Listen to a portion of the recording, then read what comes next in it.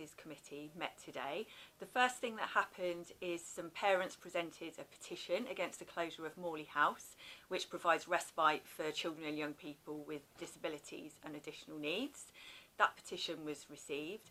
There'd already been made a decision just before the committee meeting to defer this decision for a year, which gives an opportunity to work alongside parents to try and make sure services for these children are protected.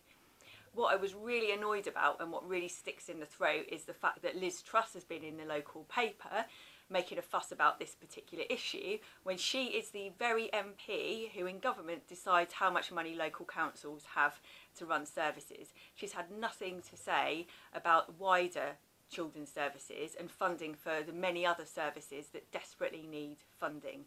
So her hypocrisy was quite staggering. Other items that were discussed on the agenda, well, it was a real strange meeting. Obviously the chair and vice chair of the committee introduced agenda items, but the rest of the Tories on the committee had nothing to say. Not a single one of them said a word about anything. They had nothing to say about an increase in the number of looked after children.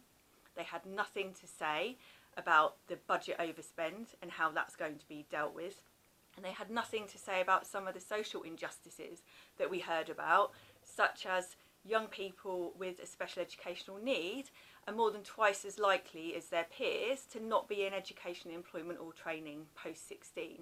So they've taken the increase in allowances, they've been paid mileage to get here to the meeting, yet they've just said nothing, not even participating in democracy. So that was very infuriating and a bit baffling.